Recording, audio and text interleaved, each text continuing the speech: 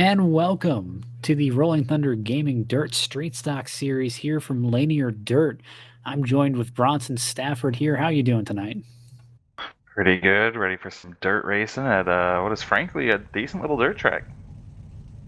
Now, the last time we came to you from the Rolling Thunder Gaming Dirt Series, it actually was at Charlotte Dirt. And I mean, you've seen Charlotte Dirt. I mean, what kind of differences does Charlotte Dirt have from Lanier? I mean, obviously the size difference, but just in difference of lines.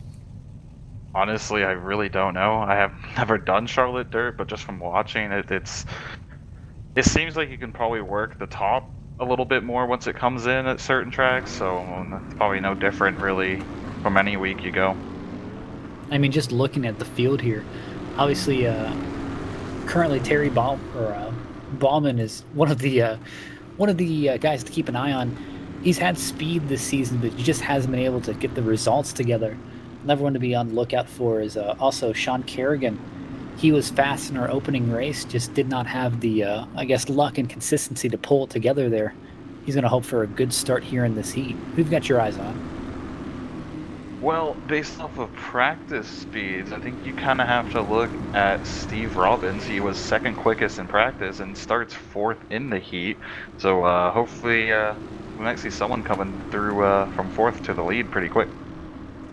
Now, it's worth noting that everyone is going to advance from this heat over to the race session, as there is not enough drivers to justify all these heats as the green flag goes in the air. And it looks like the 68 of is literal. They're going three wide back here for second position.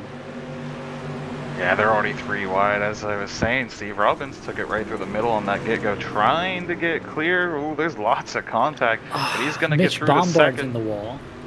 Oh yeah, he got the wall. He's no longer with the field, but get together some good laps and be close back in the gap. Darren Literal has a decent start. He's almost got a second lead on the rest of the field with them all battling for that second position on the first two laps.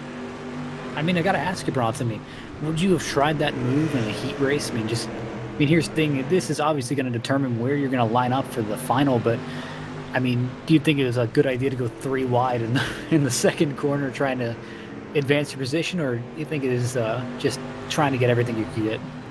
It was maybe a little bit soon, but it kind of helped that Terry Bauman in the 69. He kind of missed the line a little bit, went a little bit too high. So if you're Steve Robbins there, you either have to really slow up to stay in line behind him, or you take it three wide. And you know, short track cars, short track dirt, these cars can take a good little hit. So I mean, why not? Whatever, go for it. It's a quick 8-lap event.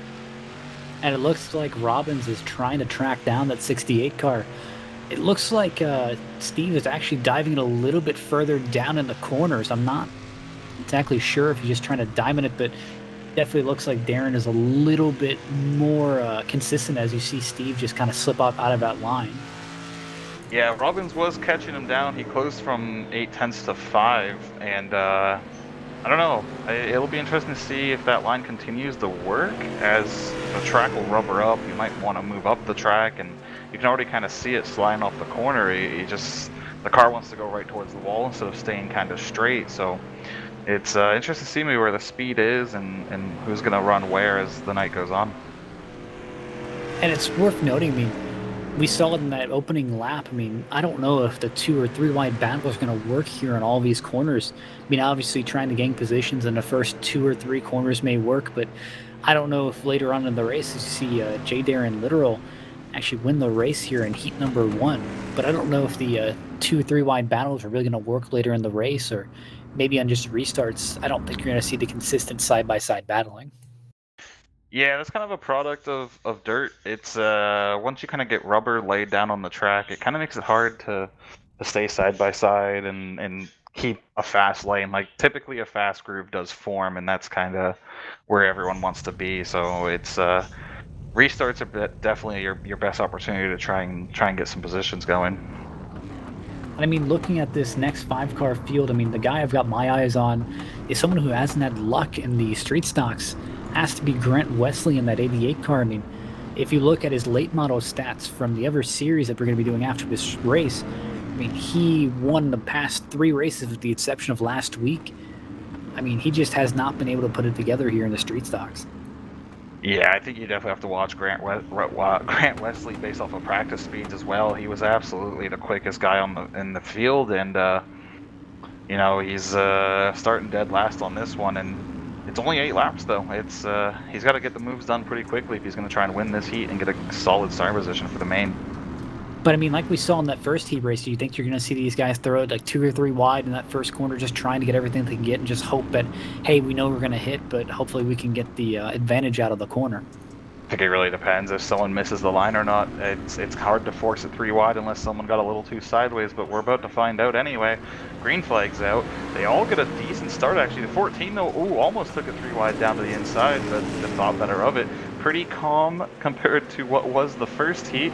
Everyone's two wide single file throughout, so they're bracing for it, but you already see the high side there. Look at that, the high side with the 71 of Brian Ordo trying to get the lead from Michael Massey. I mean, I really thought on that start that Brian Hoag was really just going to send it in there and try to give Michael Massey a shot going in.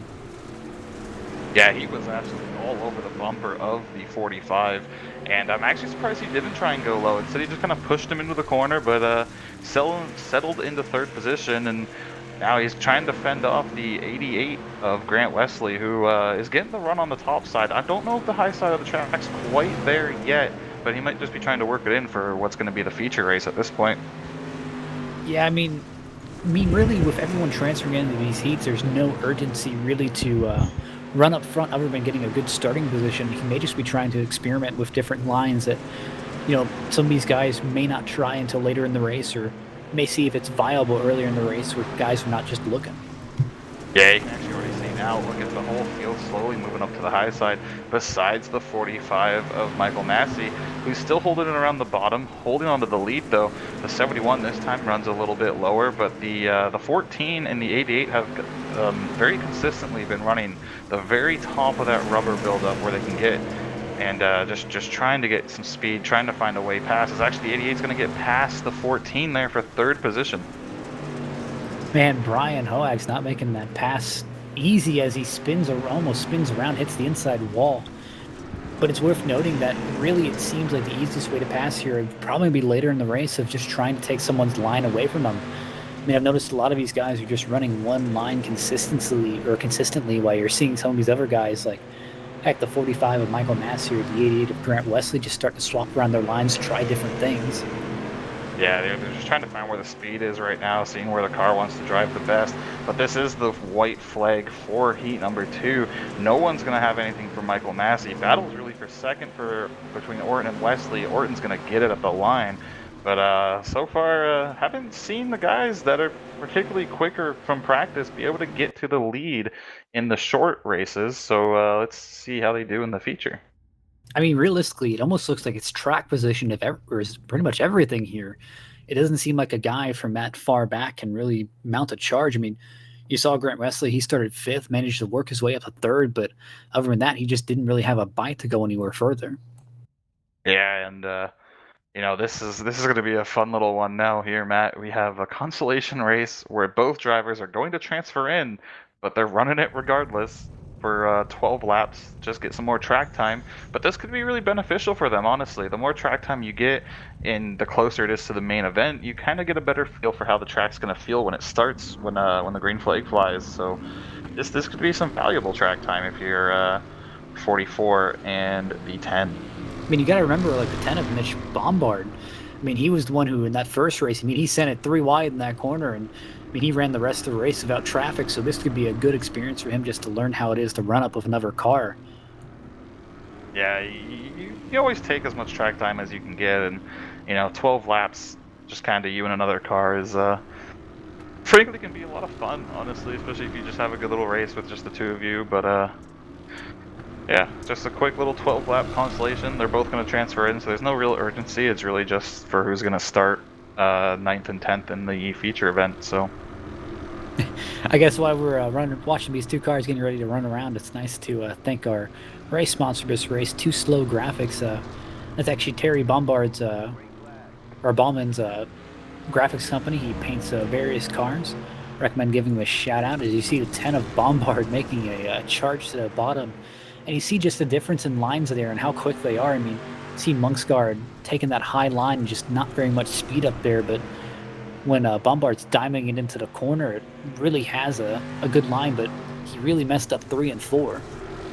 Yeah, he got really high, and again here in 1 and 2, they're both running up the track. Maybe they're just going to take the time for 12 laps to try and work in the high side, because they're both running about middle to the top. The 10 of Mitch Bombard is absolutely riding the top of the track, though. I mean, it looks like he's ready to plant some new flowers. I mean, he's running way up there. I'm not sure what exactly he's doing, but I'm not sure if he's going for speed or really just trying to work in that way high line. I don't know if that's going to work later in the race, but he's definitely trying.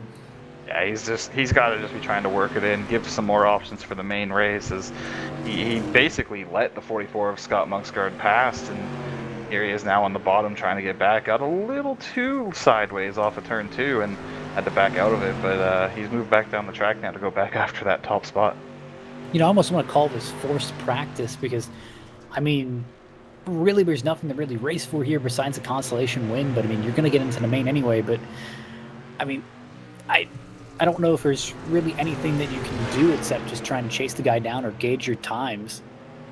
Yeah, you're probably just here seeing, if anything, just trying to get a consistent run, trying to run the same lap times time after time, and just really get more comfortable with the track is what you're going to be going into for the next 50 laps for the feature event, and really just, get yourself used to it, get yourself a solid platform to go on and see what you can do in the feature. Yeah, it looks like those guys are just really trying to run that high line, just put as much grip up there as they can. It's slowly coming in. You can see the cushion kind of getting further and further away from where all the rubber is on the bottom now. You can see the dirt slowly coming in, getting better, and there is speed to be found up there when the track's in the right condition, but otherwise it's just very rough racing up there if it's not worked in. I'm not exactly sure of Bombard's strategy about trying to get that way high line really with some grip because, I mean, I don't know how much speed you're really getting running up there. I mean, obviously you hear all these guys all the time talking about just riding the cushion and trying just to ride the wall, but I don't know how much at a track like Lanier it really helped getting off the corner. Yeah, I'm not too sure. It might also be the cars too. The street stocks notoriously don't have too much power in them. They are the rookie class car. They're made for being able to jump in, get used to the dirt racing and all that stuff for the iRacing service. So I'm not sure if it helps too much with this car, but I'm sure in other cars where you kind of have a bit more throttle control and throttle playing, it probably makes a difference. Yes, I'd say probably in the not the wing sprints, but the dirt sprints, the non-wing version. Definitely getting off the corner, you need that cushion just to make sure it doesn't spin around on you. But obviously, Monksguard is just kind of running away with this. Bombard's really trying to work in that high line. I mean, you see it as you go into the corner. There's a nice, at least 1 and 2. There's a nice cutout line up there. Yeah, the line's really widened out in 1 and 2 already. It'll be interesting to see if it does anything in the race as Constellation, there it is now, and obviously both these guys transfer in, so this is really just a little practice thing, but we have a 5-minute warm-up and then a 50-lap race from Lanier, so gotta wonder who's probably the favorite going in for the feature race here, Matt. I mean, really looking at the first 2 heat races, I mean, obviously your eyes have to be on Michael Massey, and they both have to be on, my apologies, I'm not remembering his name off the top of my head, Darren Literal. I mean, they both started on pole and pretty much led the entire thing, but that really gets you wondering if it's track position that really dictates how you're going to run today, or if it's pretty much your line or how consistent you are. I'm gonna say it's probably a little bit of both. It's obviously hard to pass until the groove gets really widened out, and actually I'm just noticing during that last consolation race, the admins set the track state to 0%, so now you can see how fresh the track is through 1 and 2. So really everything they were doing in the consolation races was all for naught at this point. I mean, nothing like just trying, just to see how quickly you guys can just get a little bit of grip up there. But I mean, it's worth noting that both of those races, I think, were done on used track state, since when we started out, the top of the track was pretty worn in, or the bottom Yeah, of the track was pretty worn in. yeah, the heat races took place right after practice. I didn't see them change anything from then to the heats, so it was just changed after the consolation for the warm up and race session. And yeah, that's definitely going to be different now for how quick you can run, what lines you can run, and that's kind of going to actually throw it a little bit more up. Will track position be just as important, or can you kind of work some more lines with the track being so bare? I mean, it's definitely just worth noting that looking in practice, I don't see anyone really trying to rip that high line like you saw Bombard was trying to do. I don't think anyone believes there's speed up there, or at least not long run speed, at least not at the moment. Yeah, no one's really going up too high. Michael Massey, though, right now in warm-ups, going up there and in 1 and 2, but right back to the bottom in 3 and 4. I'm not sure. You can already see the track starting to get really dirty up there too, anyway, and you can already see the line starting to form below it with rubber. And I think that's pretty much where you're gonna go is middle line being the highest up. I mean, yeah, you can already see that that middle to high lane really starting to get a lot of the kind of rocks and junk that you don't really want to run in. So it's worth noting that I don't know how. I mean, I said it before, but I just don't know how many high or middle lane battles are going to be. I mean, this is really looking like kind of a one groove track, at least at the moment. Yeah, it's a little one groove. I think it was a little evident in the heats, but you know, the nice thing again with the street stocks, they can take some good hits, so you can really get in there, use a guy's bumper, or try and slide job, get under him, and you can use them up a little bit before you really cause any harm to the car. I mean, just really, I feel like the main passing area in this track is really just going to be when you take someone else's line away from them. I mean, I think you're probably running into a few guys who just don't know what to do when their line's taken away from them. They just don't know how to respond, or they'll just let the guy go because obviously their line was taken, or you just Yeah, muscle someone out of their preferred line where they end up making a mistake just because they're not used to running that certain line. that's the biggest thing that normally happens. I find if you kind of get someone out of their line, they're more typical to make a mistake, run a little bit higher, run a little bit more shallow, and then it makes it a little bit easier to complete the pass or try and get away from them consistently. And that's pretty much what you have to do. It looks like a lot for the dirt cars, and especially the street stocks. So you just kind of gotta get the other guy to make a mistake more than anything. Seeing Massey these last few laps really trying to make that high side work. I mean, it's the same thing for all of the normal oval tracks that you see. I mean, the high line gets a really good exit, but other than that, I mean, I've been seeing the low line keep even and even pull away in the last few laps. So I'm not really seeing the advantages of that high line. Yeah, you can see there's just not much up there. It's fun to run on the top. You keep the throttle pegged a bit more. You get a nice exit, but the inside line is definitely quicker right now. And you can just even in the warm up, you can see the 14 was able to clear them pretty easily on the bottom. I will definitely point out, I mean, I don't know how later in the race when maybe these tires get a little bit more broke in, if you're going to see some of these guys trying to migrate up to that high line, seeing if there's any more grip up there. But I mean, I think it's going to be a race where a lot of people get botted out of the way just trying to get that preferred line. Yeah, the preferred line is definitely where you want to be, and that's that'll be interesting to see over 50 laps, see if it changes whatnot, and if it moves up or down the track. All right, it's race time. It looks like all 10 cars are going to be lining up here. Going to be 50 laps.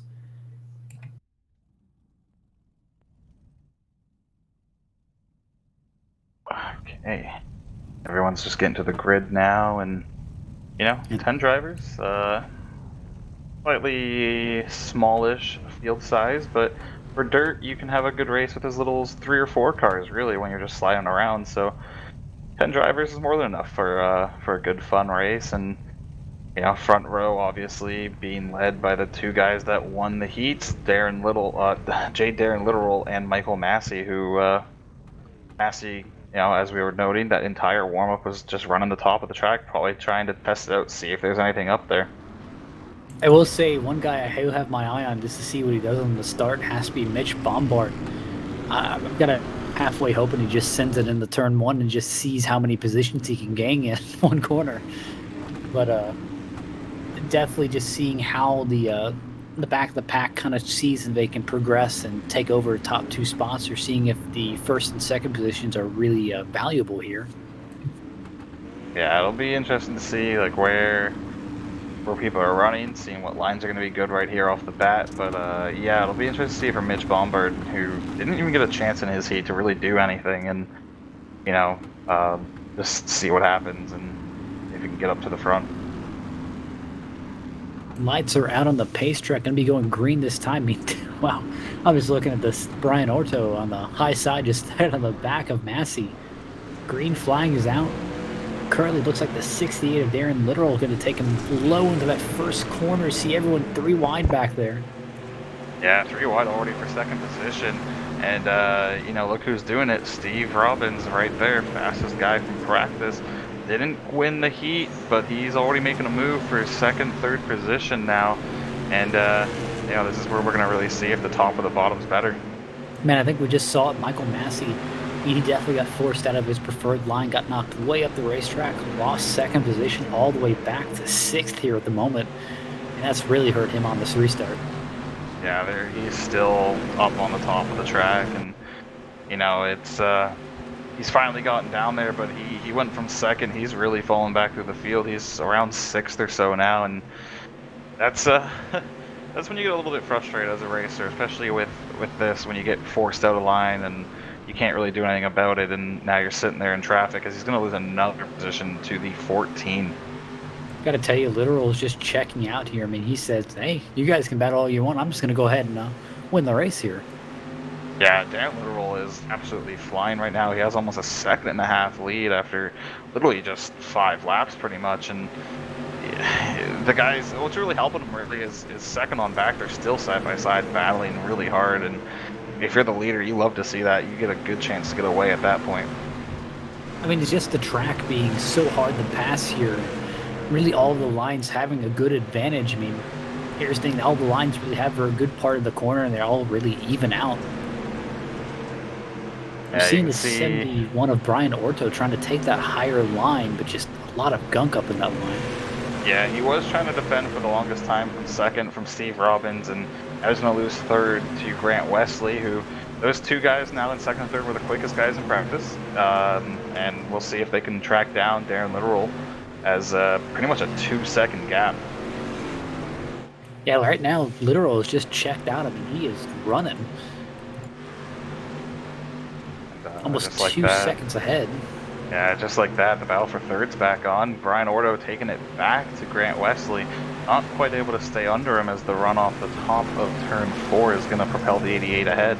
But we're definitely at the point now, everyone's kind of singling out, getting their lines, getting used to where they want to run, and figuring out where the track is you don't really see any battles going on right now. Now it's just see what you can do with the leader.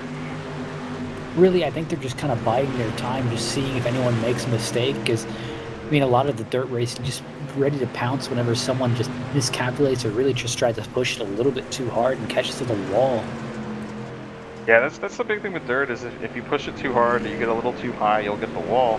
But if you also push it too hard, you can get a little too sideways, and that almost hurts more. The wall at least straightens you out. If you get too sideways, you kind of lose all your RPM, and you're so slow on the straightaway, and then you're bad for the next corner. It takes a lap or 2 to get back into a rhythm to really go after the guy again. I've been watching the interval the last few laps. I'm seeing that Steve Robbins has really been able to either hold even or lose just a second to Darren Literal here. But he's really just kind of holding his own. He's not gaining anything, but definitely not losing anything.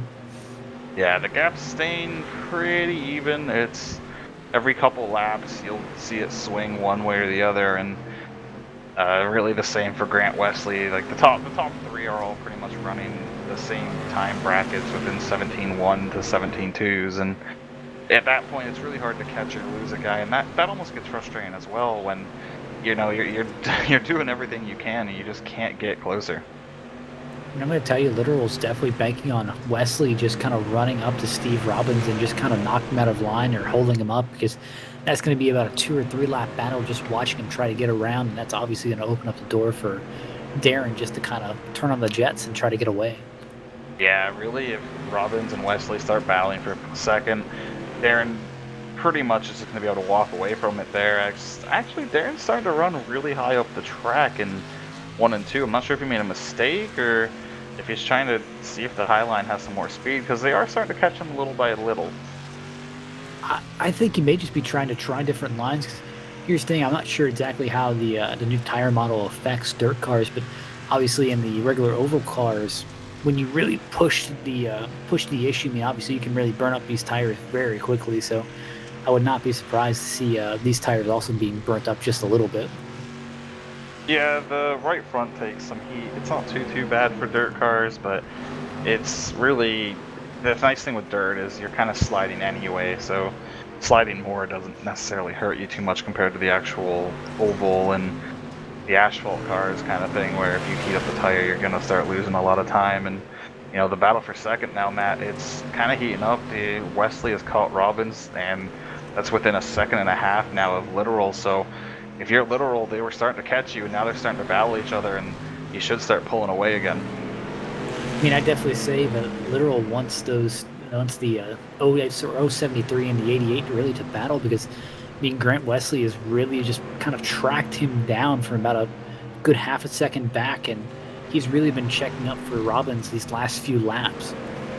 Wesley is hooked in right now. He's fast. It's just how quickly can he get past Robbins? How much time he's going to lose? As we're quickly approaching halfway, and from there, it's going to go by pretty quick lap times and how many laps there are to go. So you got to get that move done sooner rather than later.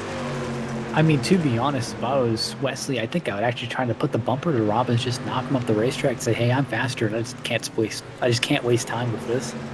Yeah, you can see the gaps are staying pretty good still, and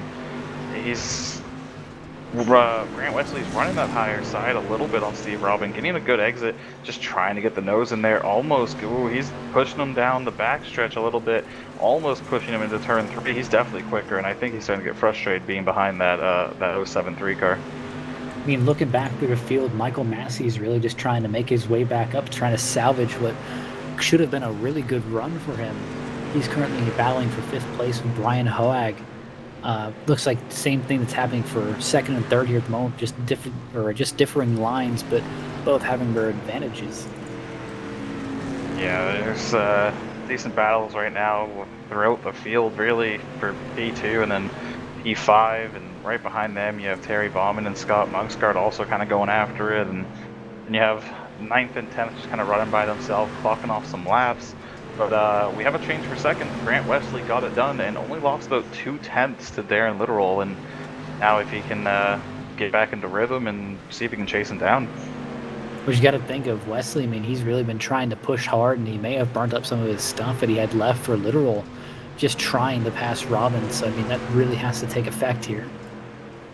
Yeah, it definitely can. It'll be interesting to see maybe how much of the car he used, how much of the tire he used, and see if he can get back into it and see if he can run down the 68 car. And he's got enough laps to do it if he can get together some strong laps, as it's only about a 2 3/4 of a gap, and that's quite a bit. But at the same time, you can make up a couple tenths a lap if you're much quicker than the guy, especially at dirt. So currently, there's about 2 more battles going on around the track.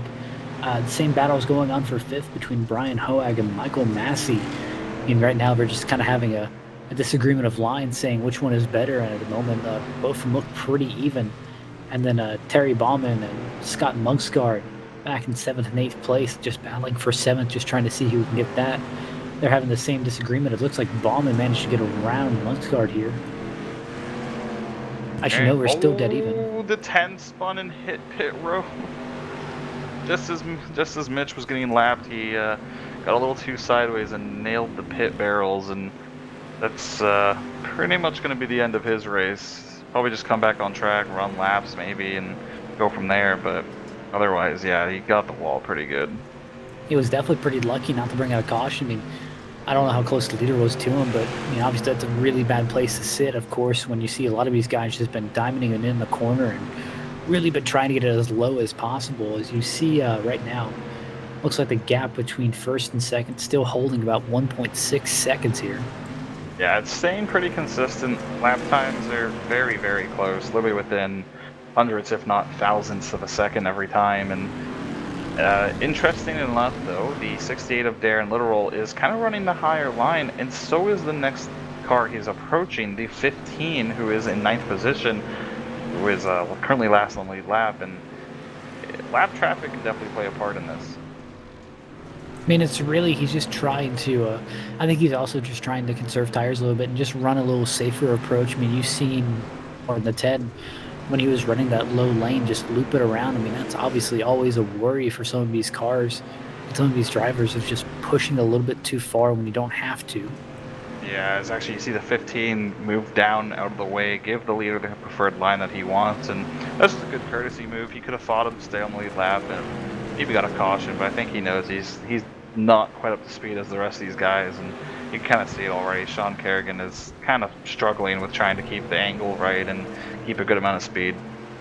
But I mean, look at the ticker. I mean, definitely with him at least just trying to navigate around the car, he lost about 0.2 seconds. I mean, just have to figure out how quickly Wesley's going to get around that. Oh my, wow, the 15 to Sean Kerrigan about looped it a little bit too hard into, looks like 1 and 2, and about wrecked it there.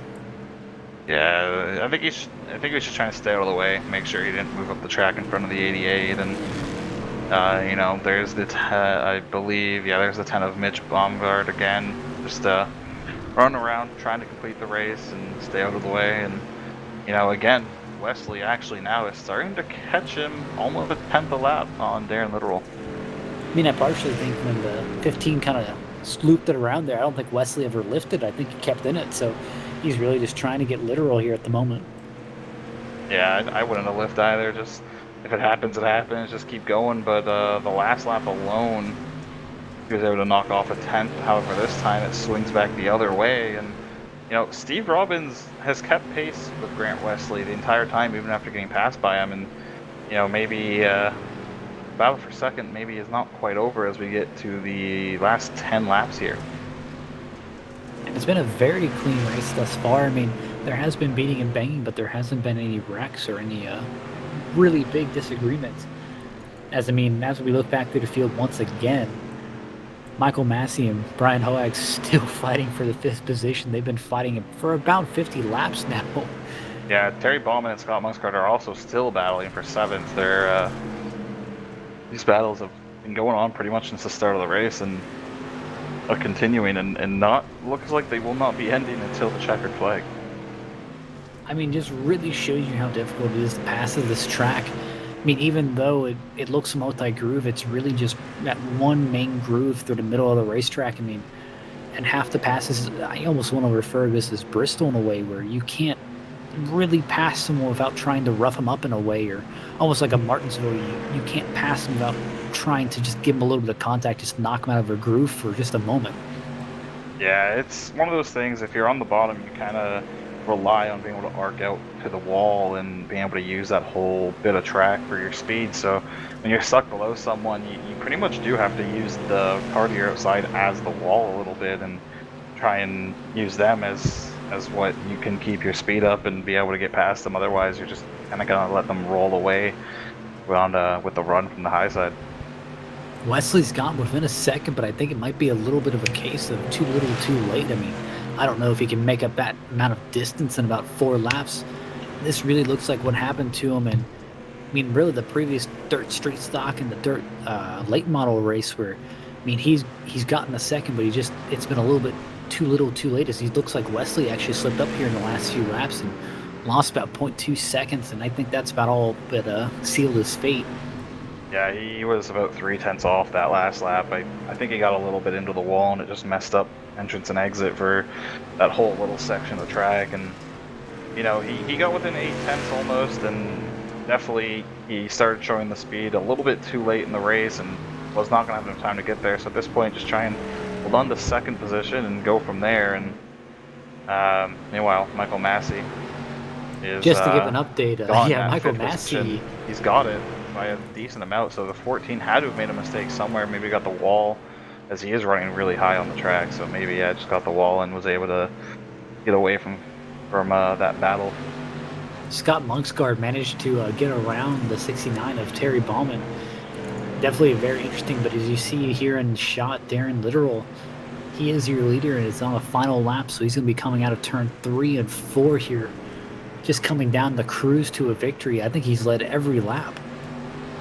Yeah, I think he led pretty much every lap. He didn't start. He did not start on. Did he? Yes, he did. He started on pole the entire time.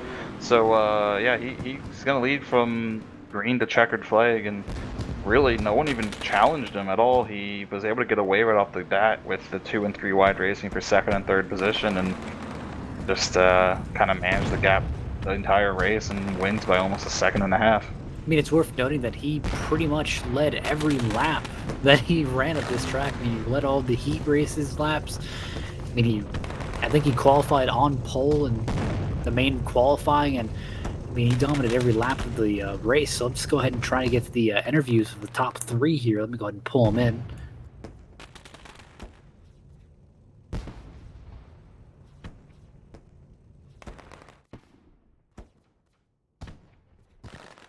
As we try to get your top 3 here, it's going to be Darren Literal, Grant Wesley, and Steve Robbins as your top 3. Just going down the results here. I mean, Brian Orto managing to recover for a 4th place finish. Michael Massey definitely has to be one of the biggest heartbreaks of the day. Him starting up in 2nd place and then having that first 2-3 lap incident where he just really got knocked up the hill, and once he got knocked up the hill, he just could not recover.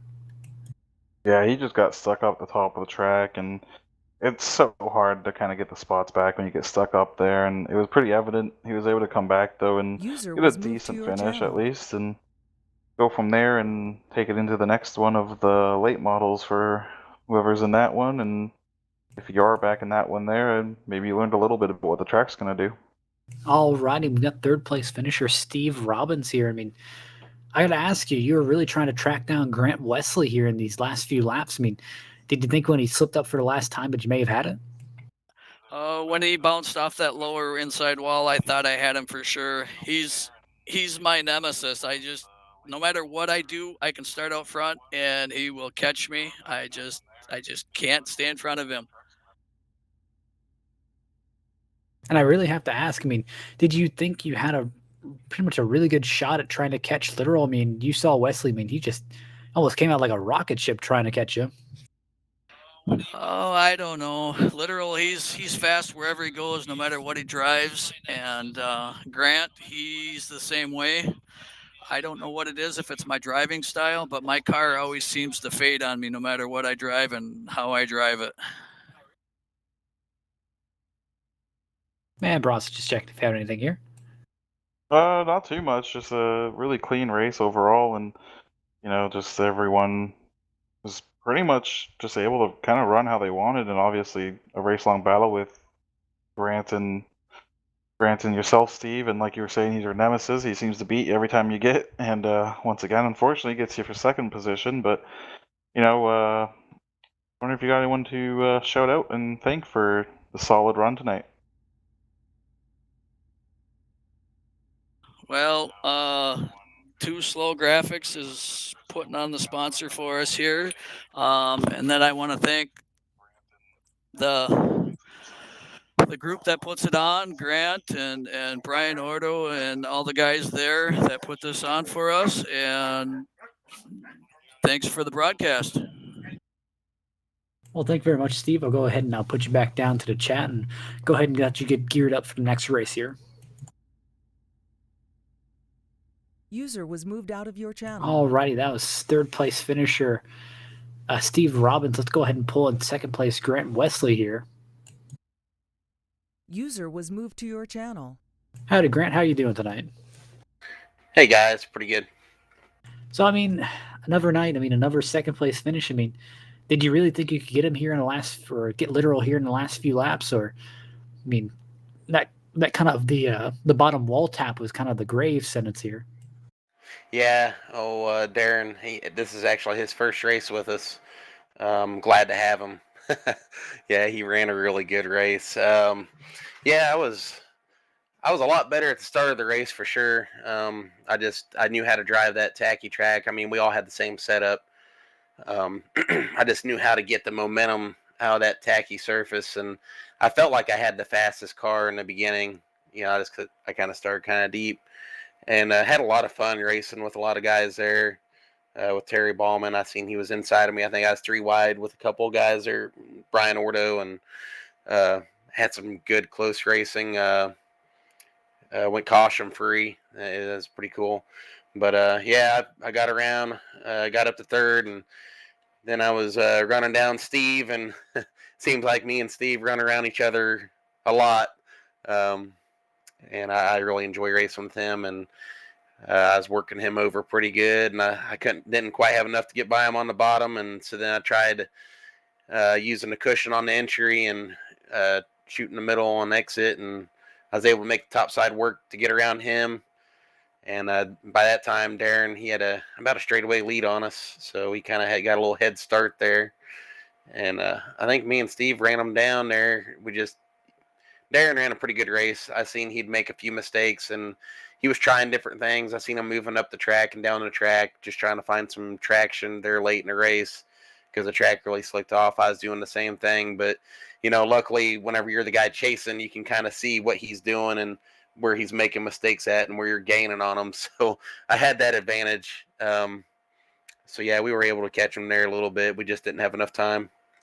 I do have to ask, I mean, seeing earlier in that race, I mean, how important was track position? Because, I mean, if you ask Michael Massey and Brian Hoag and Scott Monksgaard and Terry, I mean, really, they were on an ongoing battle for about 40 laps there. I mean, just side by side. So, how important do you just really think track position is here? I mean, track position in a race that goes caution free like that, I would say, is pretty important. Usually this is a pretty racy track, but it can be difficult to pass on the bottom after it slicks off. It becomes more challenging to find that bite.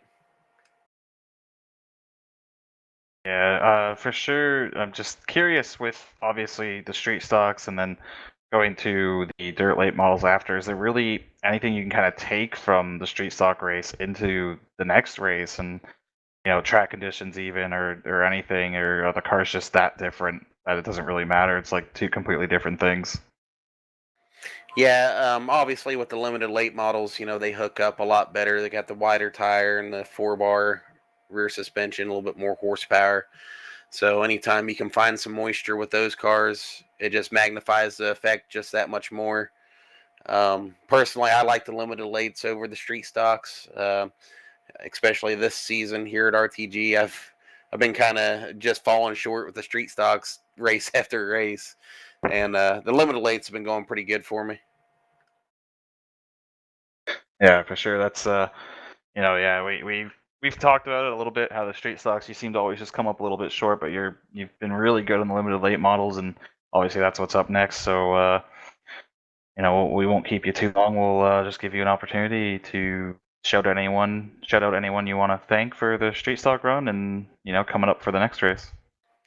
Yeah, first and foremost, I'd like to thank Terry Ballman and Too Slow Graphics. He sponsored this broadcast for tonight and put this event on. I know he's been doing a lot of painting.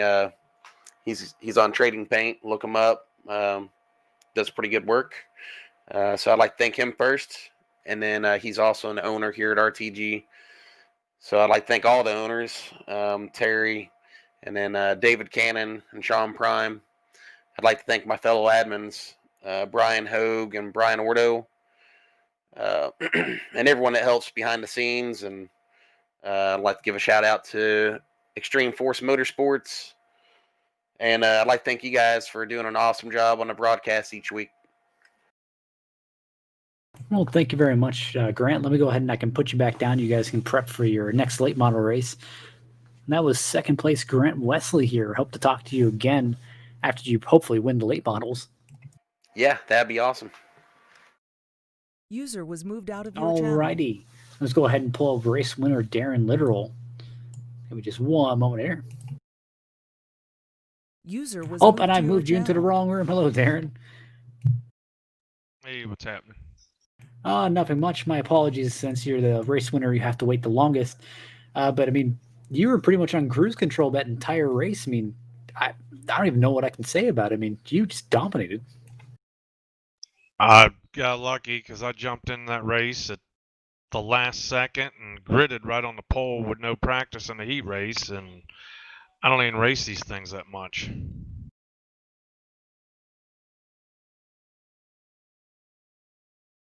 Brazil? I wasn't sure if you're gonna follow that up, Oh, but yeah, we heard Grant mention it was your first time with them, and obviously starting first in the heat, you were able to lead that from green to checkered. You started first for the feature, led that from green to checkered, and yeah, what is obviously your first time in, and you have a performance like that. I assume you're probably on a kind of a high spirits and good momentum run for any future races now at this point. And what does that just kind of go to say about maybe yourself as a driver, or even the other guys in the league? Because caution free, and you're able to go from green to checker. That's definitely a good run and an impressive feat. Yeah, well, I got lucky getting on that front row of the heat because these cars, the positions, everything. Now, it'd have been a different story if I started third or fourth row, I think. well, I mean, since I know we're running a bit tight here on time, I'm going to go ahead and I'll ask if you want to shout at anyone or say thanks to anyone, since I know you need to get back to the late model room so you can get ready for the next race. I'd like to thank my team, HRE, all my teammates. Shane James does all my car graphics and everything, and Dirt All Access, and Team Friday, and Kieran's Custards. I'll have to try out those custards sometime, but that was Darren Literal. I'll go ahead and I'll let you get back to the dirt room so you can go ahead and prep for late models. We'll go ahead and hopefully talk to you after the next race. Okay, thank you very much. User was moved out of your channel. Alrighty, and that is all there is for the street stock race here at the moment. Currently, the late models are in about a 15-minute practice, so we're going to go ahead and we'll go on a quick intermission while we get reset up here for the late models. So we'll go ahead and join you back here in about 5-10 minutes.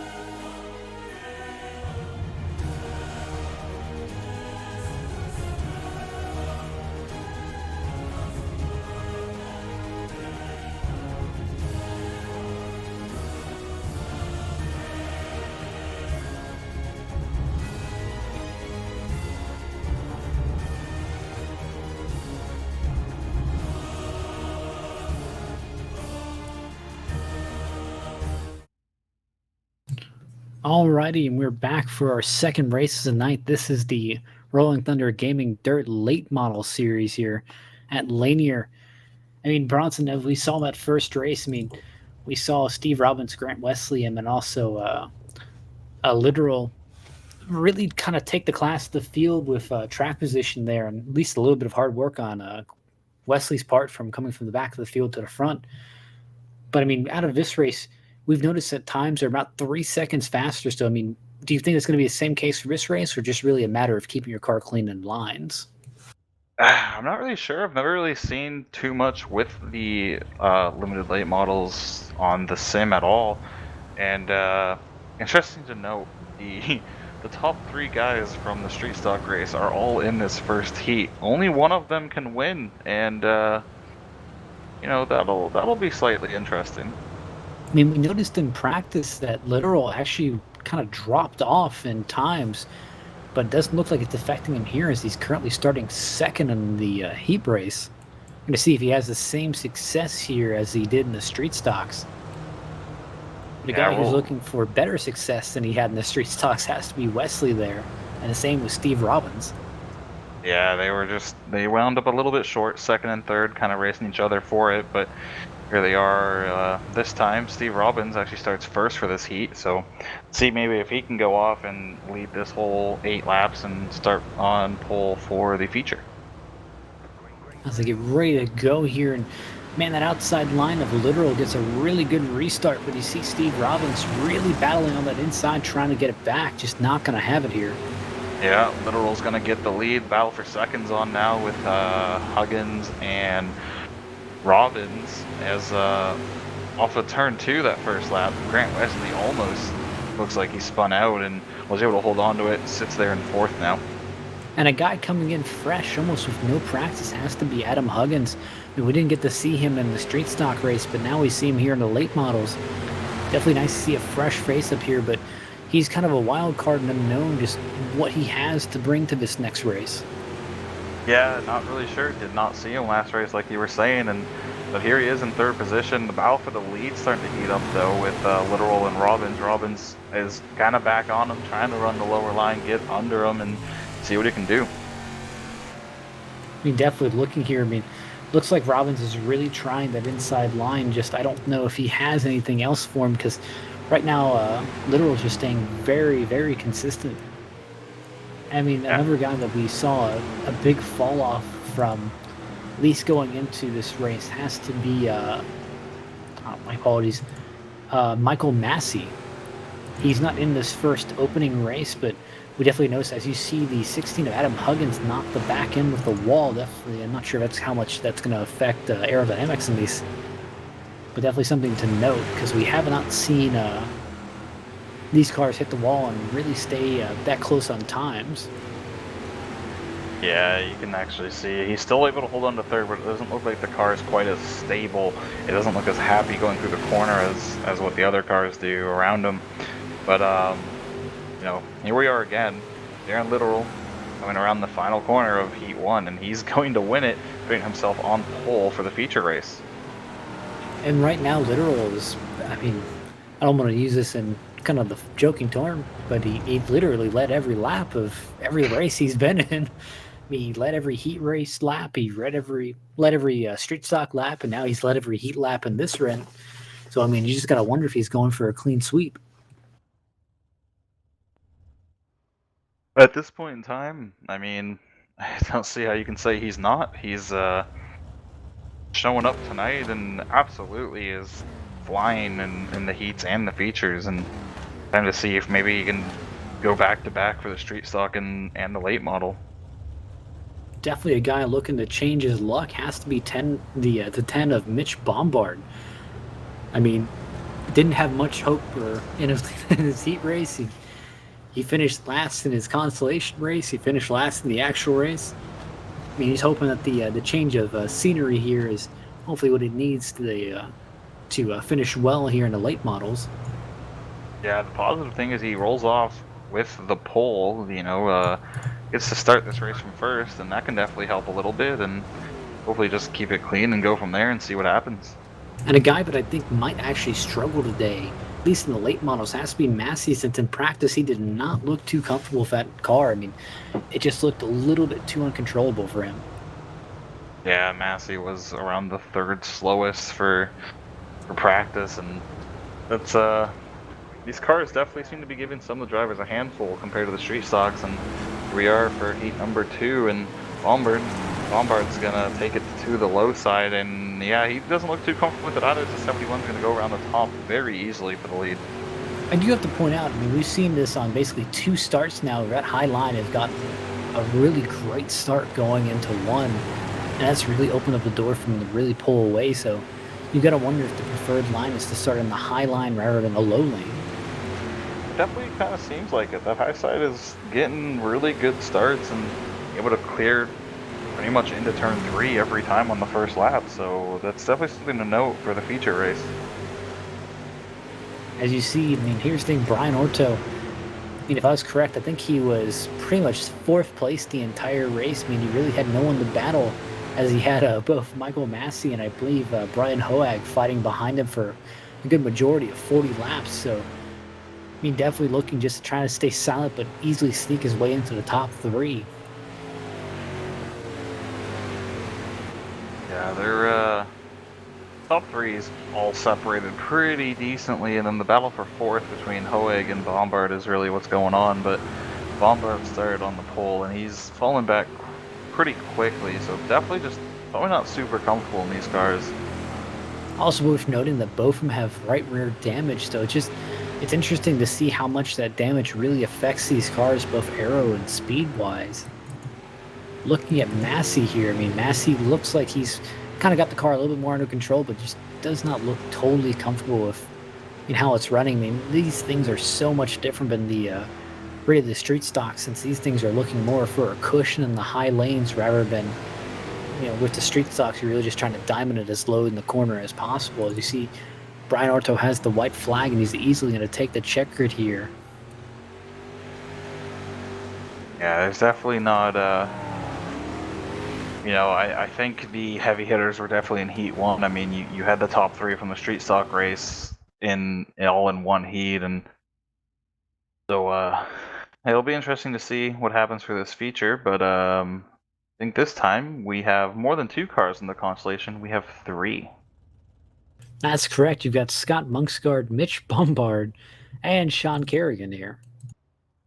They're all going to transfer in, so this is really just some more track time and try and get used to the car and see what you have for the feature at that point. But see, I've almost taken this as just kind of a way for some of the guys who were back in the pack and just kind of lagging behind the others to really get some more practice time to say, hey, this is your extra race experience, just to see if you guys can get this all dialed in so you're ready for the race. Yeah, it definitely works. Like, it's, anytime you get track time is a good time, and why not? Actual in-race conditions is probably the best way to get a feel for it. So here, these 3 get a 12 extra laps to get acclimated to everything for the night. I mean, you've got to think. I mean, Mitch Bombard and Sean Kerrigan really were struggling in that earlier street stock race. I mean, some people would say the street stock's the easier car, but some people have certain affinities for certain cars where, hey, they like the late model better, but anytime they hop in a street stock, I mean, they're kind of rancid. I mean, do you have any cars like that that are just really not your style or not suited to you? I think every driver kind of does. Honestly, I probably have to say stock cars on road courses are my worst enemy, but besides that, I can kind of get a feel for everything going on. But this heat, you saw contact between the 15 and the 10 for second position, and the 15 kind of bullied his way through there and got some decent right rear damage, and 10 just kind of let him do it. Man, I'll tell you, Mitch Bombard just cannot catch a break these last few races. I mean, he has just not had a good time, but I mean, he's still hanging in there like a champ. Yeah, he's just running laps, getting the time done, and doing what he can. He's actually running Sean Kerrigan down a little bit here, and that'll be interesting if he's maybe got some payback coming for him, as he's pretty much on him. Guess what, we have these two battling. It's also nice to point out that the race sponsor is again Too Slow Graphics by Terry Ballman. So it's always nice to give a shout out and see them happily supporting the league and happily supporting these guys. So always nice to give them a shout out, see if you guys can get any graphics or paint schemes done. I mean, definitely looking. I mean, Mitch Bombard's really trying the bottom lane. Yeah, the 15's kind of running way higher up the track in 1 and 2. Green 4 doesn't not look like it's doing quite as well as the 10 of Mitch Bombard's going to get past there for 2nd position. But Scott Monksguard is completely gone in this consolation. He's pretty much setting himself up to just start in 9th position for the feature. I mean, as you see some of these guys run, I mean, you see, some of you guys who are unfamiliar with dirt racing like we all are, but I mean, here's the thing: if you see how high that Mitch Bombard's running, you see he's trying to run, or he's trying to, but not managing to, trying to run that kind of edging of where it kind of gets into that dark dirt and really where it gets into lightish dirt. He's trying to really run that cushion. That cushion is really what's going to help this car around the corners. It pretty much provides exactly what it says it's doing, which is providing a little bit of a cushion where these guys can run and get a nicer turn off a corner where it's not going to go straight, since you're looking at these cars and these cars are not exactly angled like the regular oval cars that we may be used to. Yeah, the cushion's an interesting term for dirt racing. It's pretty much you're riding right where the dirt's built up and where the track is still the track and not just piles of dirt, and it kind of pushes the car off of it. You can kind of get a better run off the corner, and through the corner is kind of how I understand it. I've never actually done a whole lot of dirt, obviously in sim or real racing wise, but you know, basically just off of watching it, it seems like that cushion can be the quickest line around if you have the car to do it, and if you have the throttle response to do it, and kind of push yourself off the corner, get the positions, and you see him trying to do it. You see him trying to work the line out, but I'm not sure how much it's going to matter too much as the consolation is completed and we're into the 5-minute warm-up just before the feature. I mean, effectively, take that cushion as almost like a hidden banking or like an added banking, where I mean, really these dirt cars are trying to get as much banking as possible, and hey, any bit really helps. As you see, the track state also was reset back to 0, so these guys are gonna put some usage down here as we were seeing some of these guys practice. And it's just worth noting that, I mean, a lot of these guys have different lines, but it definitely looks like that high line, at least off the beginning, has the advantage going into 1. Yeah, the high side on both heat race starts was saw them kind of get away and clear the rest of the field and just kind of drive away at that point. So it'll be interesting to see now with the track at 0%. Obviously, you don't have a 15-minute practice before the first heat to really get the track messed up. You only have 5 minutes, and it'll be interesting to see maybe if it does the same thing. But I feel like it might. It just seems like the momentum that you're going to carry off of turn 2 is pretty essential for trying to clear those positions on the very start of the race. And I will point out, I've been seeing a lot of these guys, ever since the track state was reset, they're really running that high line, really trying to utilize that high line, trying to run almost near the wall or close to it, trying to see how close they can run it and see if they get any run off the corner. Yeah, I'm just kind of watching practice with Literal is running about the low to middle line while Massey's running the top, and the 68 is rammed down, so I'm not too sure what the pace is like at the top, and it doesn't really seem like it's too quick up there right now. Yeah, I mean, you can really just try and see, but I mean, it kind of seems like a variation between what we were seeing in the straight stock race, where we were trying to dive it down and bank, or almost angle it down and diamond into the corner, to trying to run that middle lane and just kind of be a conservative lane.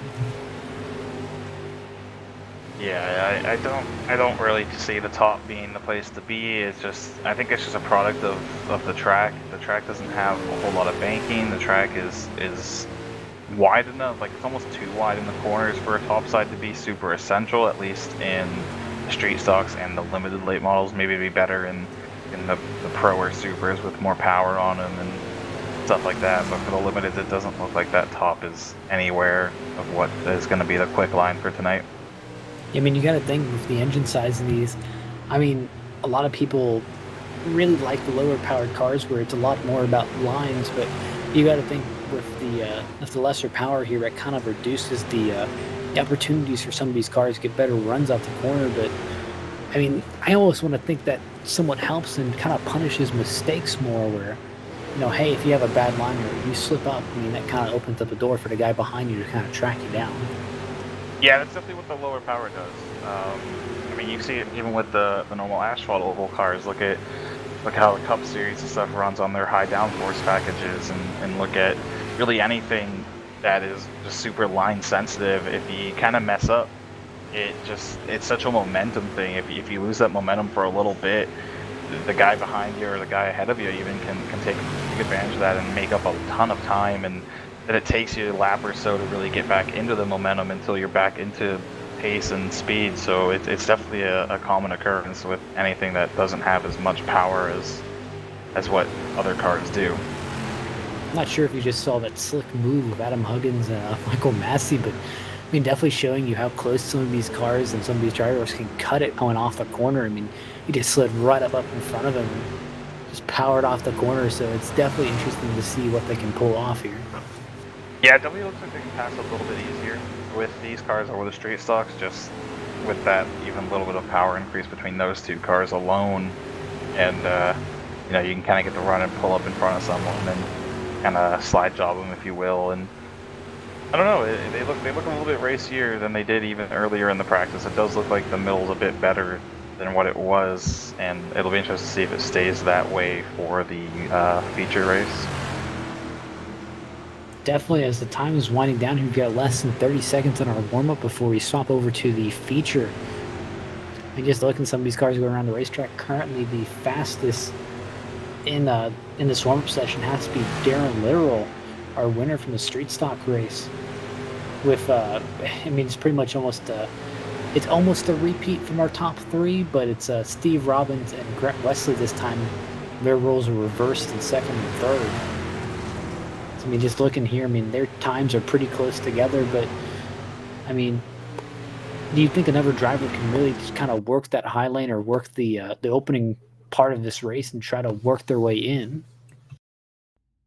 Yeah, it'll be interesting. I think we're another 50 lap feature, just like the straight stocks, and the interesting thing that's gonna come about in this one is really the starting positions of some of the guys that were fastest in the initial practice, being having Darren Literal, Steve Robbins, and Grant Wesley all in that first heat. They finished 1, 2, 3 in that heat, but that just means they start basically first, third, and seventh. It looks like, really. So, yes, sorry, Grant Wesley actually ended up finishing fourth in the heat.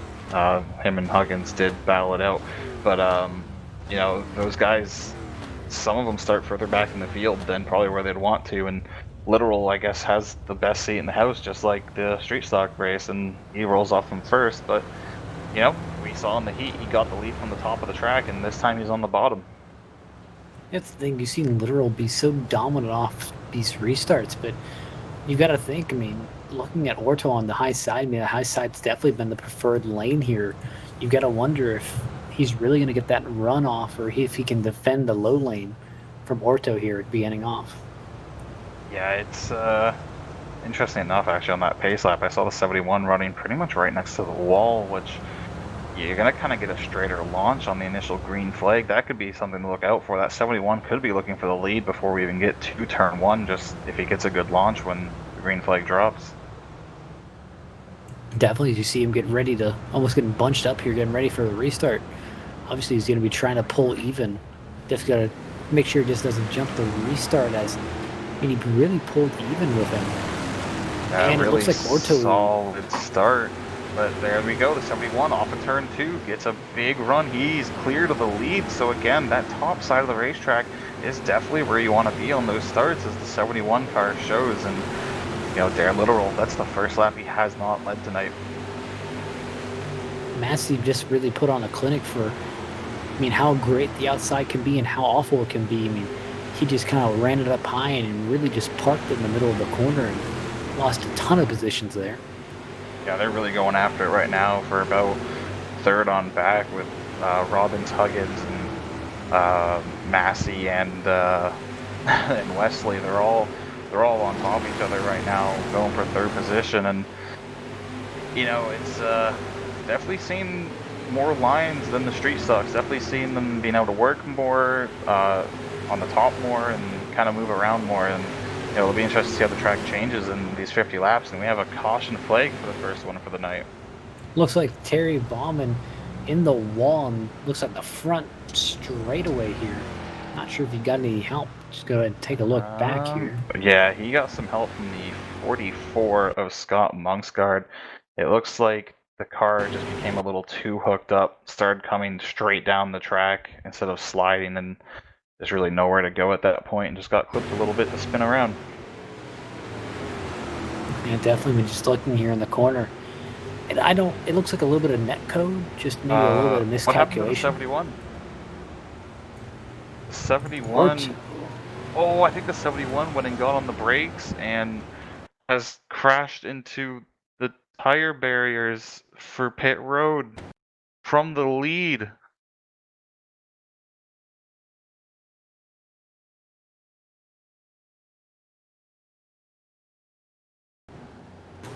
Man, it looks like a really unfortunate event. I don't know what he was trying to do exactly. If he was trying to actually come in the pit road, or he was going too fast for pit road. I think it just kicked out on him maybe when he went to hit the gas again to catch up to the pace truck, and unfortunately he got stuck on the barrels there at pit road. But from the lead to that happening is really unfortunate. But the green flag is back out. Darren Literal, just like that, gets the lead again. And with the, as they call them, the Delaware restarts, having the front row all to yourself means no challengers whatsoever, as he has a huge gap already. Yeah, it kind of really opened up the gap for him to really shoot off on that restart. Looking at Steve Robbins just trying to make anything happen. Adam Huggins, I mean, he's kind of a new player in this, ended up getting passed on the inside by Grant Wesley, but that kind of gave a lot of these guys who were further back in the pack kind of a refresher or a breather to see what they could do. I mean, Grant Wesley was kind of trapped late or very far back in the pack. Massey is trying to catch himself back up after kind of a high side run gone wrong. I mean, nice to see them back up here. Field got a chance to bunch up, but it's bunching up for the lead. Steve Robbins is all over Darren Literal right now. Literal had an almost 3/4 of a second lead, and it is gone as the battle is side by side across the start finish line and into turn one. The 71 is coming back onto the track after being towed to pit road. He's not too many laps down, so a couple cautions, he'll be okay. See how hurt the car is, maybe. Oh, they do have a faster car actually, so his car will be good. He's got some speed. So as long as he doesn't lose another lap here and can get a couple cautions, I think he'll be okay. As change for the lead, Steve Robbins does get the move done on Literal, who is now coming under fire from Grant Wesley. Just watching them go in and out of the corner, and just seeing how hard Robbins is sending it in, but I mean, you gotta wonder how good of a long-term strategy that is. Just wondering if these tires can hold it, and just making sure you pace yourself that you don't oversend it in one corner and end up losing your lead. And that really can be the big decider here. You should be okay with dirt. The interesting thing now, though, is they're trying to navigate the lap traffic of the 71 car, who's kind of just sitting in the high side, kind of staying out of the way a little bit. These guys don't have the full corner exit that they'd probably like, as actually you see the 88 get really sideways through 1 and 2, lose the ground to the 68 in the 07-3, and kind of comes under fire from Huggins again there for third position.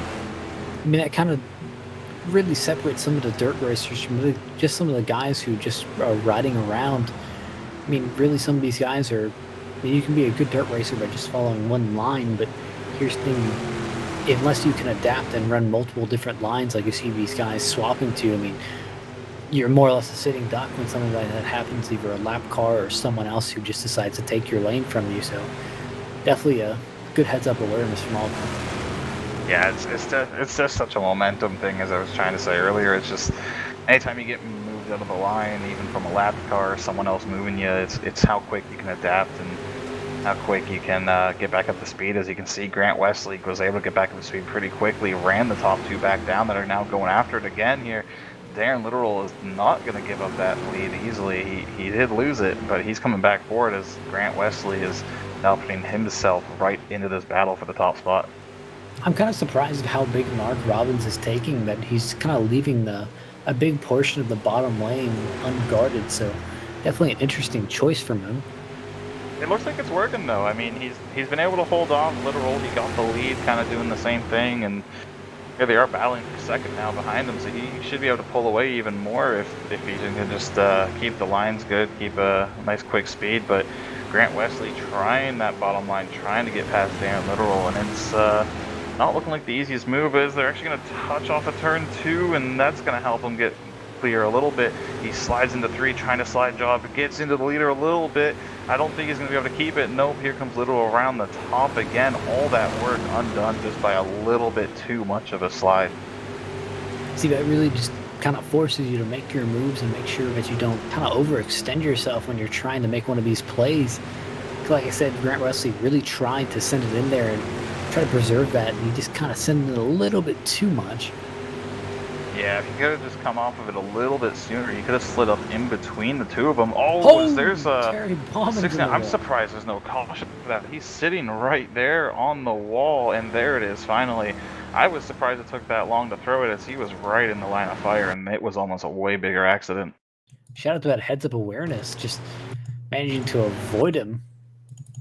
And it really looks like he just kind of got loose all on his own. I mean, just looking at it he got here. a little too sideways entering turn 3, and it took a long time to throw the yellow. It's at least 5 or 6 seconds until the leaders come by, and then it's still not caution until pretty much the 15 comes back by, and he didn't throw it until he backed up on the track, really. Just shout out to that heads-up awareness from Grant Wesley, just managing to avoid him and just drive around him. Yeah, it was close, and you know he's lucky he didn't hit him, and he's going to keep that 3rd position. So, you know, yeah, that's some good awareness going on, but unfortunate for Terry Bauman, who was running pretty decently. He was right up there and just got a little too sideways. And to be honest, a lot of people may think that kind of that evadance wasn't that much, but again, you got to remember with these dirt late models, a lot of these things are kind of built up on momentum, and you're sliding through half the corner. So when you have to make these quick adjustments or kind of have to deviate from your lanes, usually you don't really have very much of a choice on where the car is going, just because of physics and momentum. So yeah, definitely very heads up. You can't stop on dirt. If there's a car in front of you, you either hit the gas more to try and hopefully kick out further and slide, and or you get off the gas to hopefully go down. You hit the brake, you're just going to spin out yourself, and there's not much you can do from there. But this race is back underway, and you can see already the top 3 are going back after each other. Literal's really trying that low lane. He's trying to kind of abuse what Robbins has been leaving open all this race, which is really using that bottom lane to his advantage. Yeah, he's kind of stuck down there a little bit. Just that's where he restarted, obviously, with the Delaware restarts, and being 2nd place. Normally you're used to starting on the top, but you start on the inside, and 3rd place gets the outside on you, and you can definitely see Grant Wesley's using that to his advantage. The touch right there in 3, he was probably going to have a good run off of 4 and be able to clear him, but instead they make contact, and now he's having to defend 3rd place from Huggins. So those are the kind of things that you just got to watch out for to make sure that, hey, this can go one of 3 ways, where either you turn yourself into the wall, you bump him and cause a chain reaction that ends up you wrecking, or you just kind of knock him out of the way, and that's kind of what happened.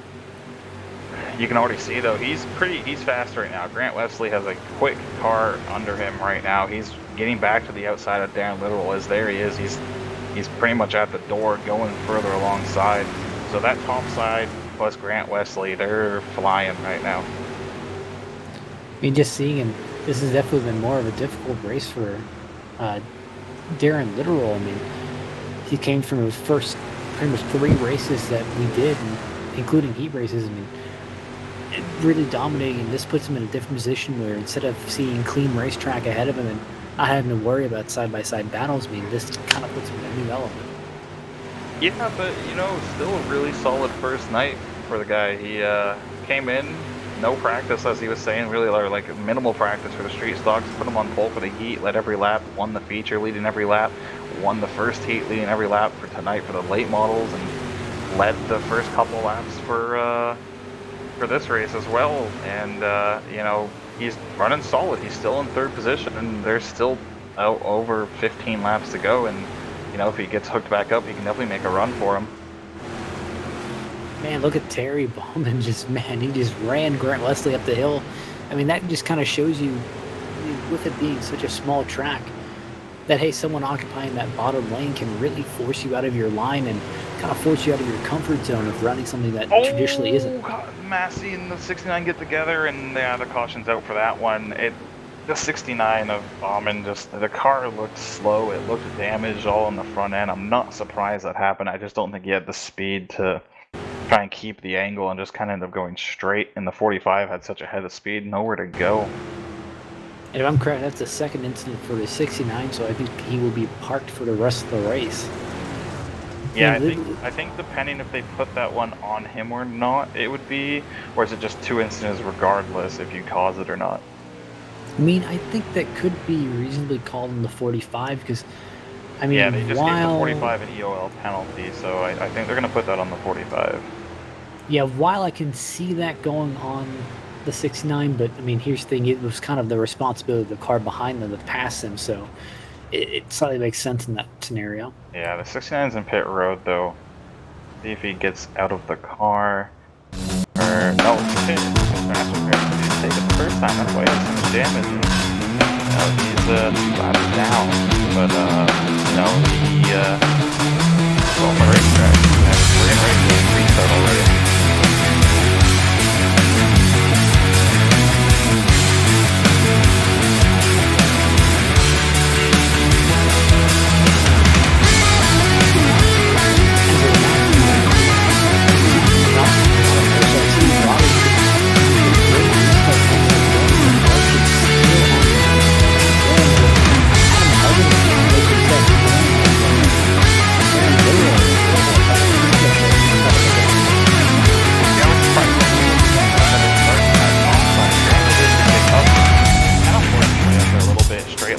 And really get into the highs off into second position. I think that's the better line right now, but Huggins is trying to make that move right now for third position on the bottom. And definitely noting that. And just noticed that the broadcast beginning shortly screen was left on, so my apologies about that. But definitely looking here, seeing the 88, the 16. Wow, Grant Wesley really got loose there in Adam Huggins. That was almost a big moment. Almost had another wreck right there, but you know, they held on to it. But it's going to open the outside now. Darren Littoral's now to the top side of Grant Wesley going for second. Are you telling me people haven't seen this? Effectively. But it was only from the restart, so it wasn't that bad. Oh, okay. So I was going to say, that'd be a pretty bad little mistake, but okay, that's a little more acceptable. I only missed about a couple laps, but you can see Darren Littoral actually got the position and is now going to try and track down Steve Robbins here with only 9 laps to go. That's the thing. That's the exact thing that Steve Robbins did not want to see happen. I mean, he didn't want to see them pretty much go single file, and now Littoral has a chance to really track him down. Yeah, he's running higher than Robbins. He's trying to get to him. Littoral's got the most on his shoulders. I mean, he wants the clean sweep of every race he's been in. I mean, it just really depends of how close he's willing to send it in. If he's willing to kind of get a little bit physical with him, just knock him out of the way. He's trying to run that top, get a run off the corner, probably get the nose to the outside. As he's almost there that time, and a couple more runs like that, and you know, that nose could be there, and it might get closed up and cause a wreck and give the win to the 88. Honestly, as the 88's going really wide for a slide job, he tried it. He's not going to be able to pull it off, but he tried. A lot of guys have tried to take Steve Robbins' line away from him, but they've always tried on the low side. None of them really have tried on the high side, and that's what Littoral is trying to do now, is just trying to take away his advantage on the high side. Yeah, they're running all kinds of different lines right now. The top 4, they're all over the racetrack. You have Robbins kind of running right in the middle of it all, just trying to kind of cover every line at once. But Littoral is working that top side, trying to get the nose to the right side of Steve Robbins and see if he can do anything with them. And here he is again with a really big run off of turn 2, just not able to stay close enough. But the 88 and the 16 are not going to be friendly for that second position. Obviously, you want to finish as high as you can. So, you know, everyone's kind of going after it with only 3 to go now. Listen, everyone's trying to go for at least a top 3 back here. I mean, even if you can't win the race, you're trying to get as close to it as possible. Yeah, coming to 2 laps to go. Robbins doesn't have to defend quite as hard as he did a couple laps ago. The literal is still right there. And you gotta look at Adam Huggins. I mean, Huggins did not win the late model, or sorry, the street stock race, so this is kind of his first race tonight, so he's looking for some, at least a good note to end on. This is it, the white flag. Literal takes it low. Robbins this time takes it to the top of the track. How are they going to come off the corner? Literal has an advantage off of turn 2 into turn 3. This could be crazy close at the finish line. As Literal's coming up, he's going to get him. Darren Literal's going to literally sweep the night. I mean, here's the thing, it may not have been as clean as a victory as it was in the street stock race, but I mean, there's a win nevertheless. I mean, all 4 races he's participated in, all 4 wins he's pretty much accumulated. Yeah, that's a good night. I don't think you can be too upset with that. He lost the lead on the initial start from the top of the track. I think he learned it from there and had a really good last restart, was able to keep up with Robbins and go after him. And, you know, it's...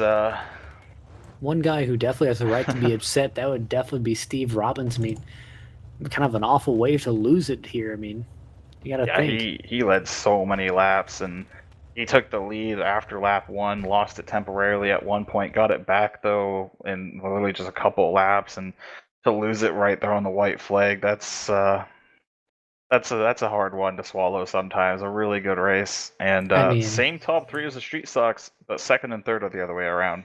I mean, just looking at the margin of victory is 0.022 seconds. So I mean, definitely a heartbreaker, at least for Steve Robbins. But let's see if we can go ahead and get all top 3 finishers here for an interview.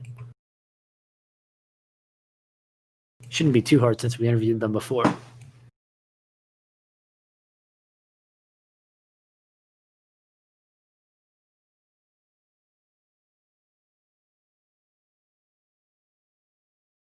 User was moved to your channel. Hey, Grant. So, I mean, it wasn't exactly the win that you had planned, but I mean, 3rd place finish here. I mean, that was a crazy last few laps. I mean, what was going on? Oh, I'll take a third any day racing like that. That's what I got iRacing for right there.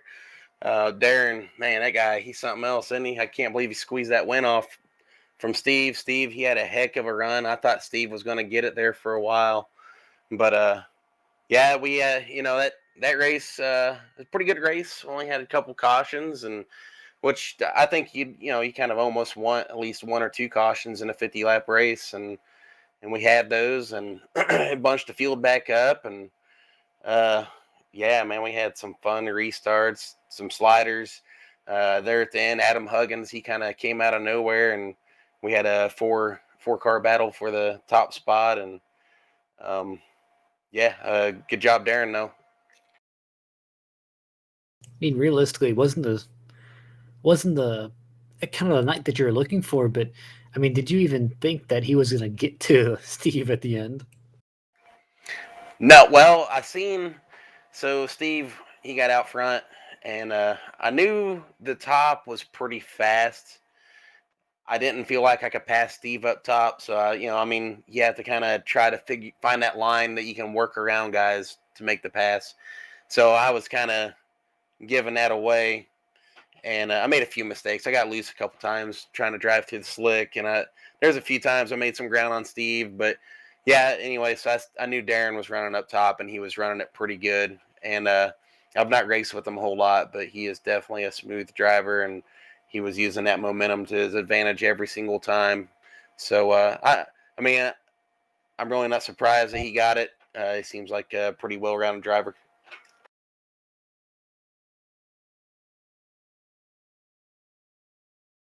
Bronson? Sorry, I'm dealing with my birds screaming.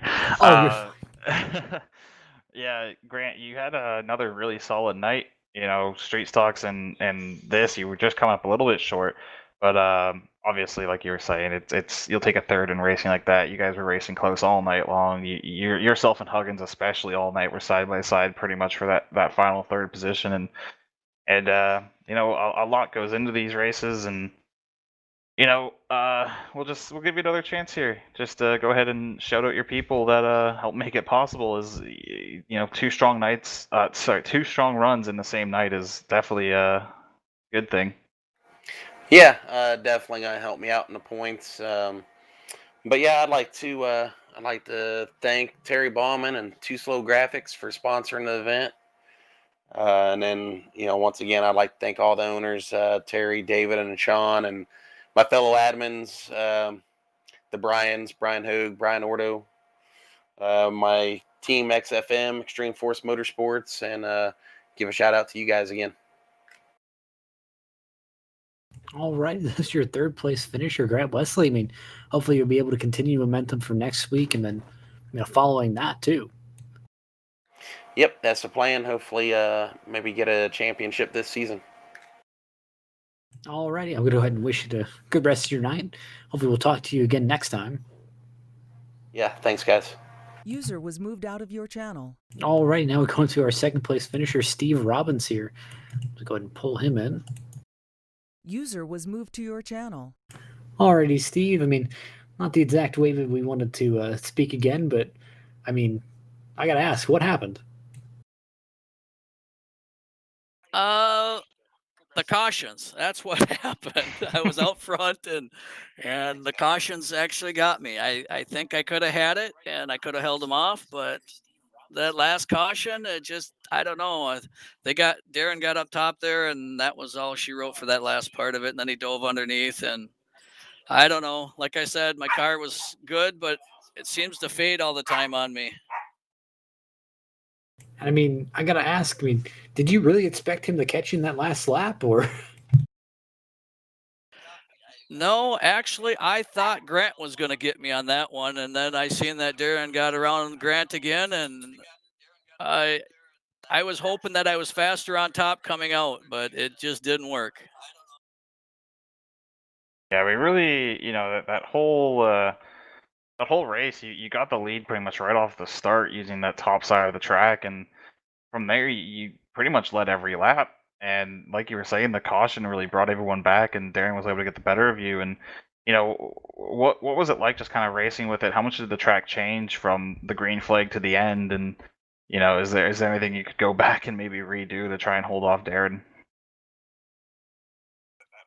The track slicked off a little bit in the middle. It wasn't too bad. If you could hit it just right, you could go through it and not have any problems, and that's where I was running most of the time. But as far as changing something to hold Darren off, I don't think there was anything I could do. I mean, I was racing my line and he was racing his, and then he crossed over underneath me and ran where I was running. So, it's just one of those things that the track or your nerves maybe get the best of you. This would have been my first race this season to win, and I just couldn't hold on to it. I mean, not the exact night that you wanted, but I mean, I gotta ask again. Anyone you want to shout out or say thanks to? I mean, Too Slow Graphics, and Terry Bowman for sponsoring. Rolling Thunder for putting this on. All the owners, all the admins, great guys to run with. This is where I run my Friday nights. I mean, not exactly the finish that you wanted, but hopefully, but next week you can kind of at least turn your luck around and see what you can do for next time. Well, for tonight, I would rather lose to Darren than Grant any day. Darren, he races all over the place. He's good where he runs. Grant, he's awesome too. But I finally beat my nemesis. I mean, I guess that's one bright side to look at from tonight. So I'll go ahead and I'll wish you good night, and we'll hopefully talk to you again next time. Okay, thank you. User was moved out of your channel. Alrighty, and that was second place finisher Steve Robbins. So let's go ahead and get a Darren Literal in here. And hopefully this time we can have actually a full length interview. Yeah, I don't think we're on too much of a rush User this was time. moved to your channel. Oh, Darren, I guess you wanted to speak to us again. So this time you actually get a full length interview from us. So I gotta ask, I mean, where did that even come from? Where did that run on the last lap come from? Well, I kind of found a spot up there up top. If I just slid through that black and let it catch up top, I could get some pretty good momentum. And I knew I had to go where he wasn't that last time, and I just tried to pop her to the bottom there, and it stuck, and I was able to squeak it by and just And I also want to point out, I mean, I noticed that Highline was just really overpowered just coming off of any restart. At least the first restart where everyone was double file, just the high line was just so great. I mean, anything you could really do against that coming into turn one, or is it just automatic first place? I mean, I just got lucky and picked. I was thinking the whole couple laps before, am I going to try up high, going to shoot low, and I just decided to last second and got lucky. Yeah, your first time really running with these guys. You came out and you literally won every race you ran. I mean, where do you go from here? I thought it was going to be, I was kind of resting, eating a pizza, drinking some beer, because I got to go with, I crew for Scott James, and we're racing at Lake Cumberland tomorrow, so I was just going to chill out tonight.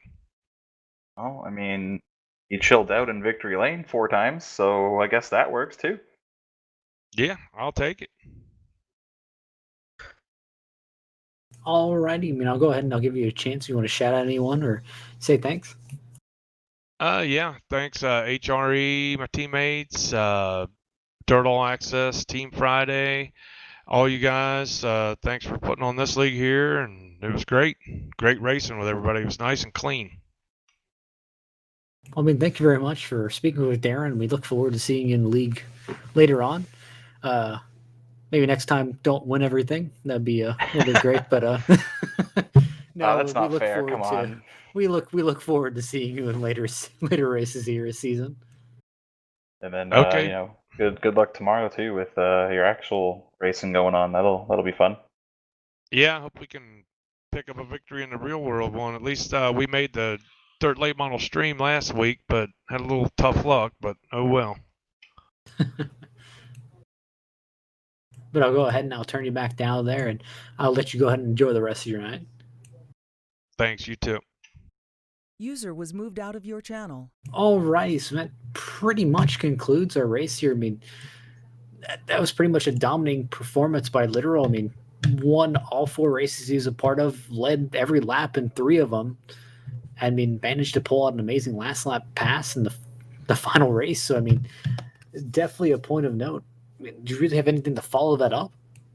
I mean, not really. It was a solid night of racing altogether. Honestly, caution free for all of the heats and the street stock event, and only a couple cautions for the late models, which I feel like we kind of expected anyway. The cars were a bit more sideways and a little bit easier to spin around and whatnot. And that last caution set up a really nice run to the finish. We had a really good finish, and Literal was able to just get that win by, what was it, 0.022 or something like that off of Steve Robbins on a last lap pass. I mean, it's just a solid night of racing and a really good night for if you were the 68 car.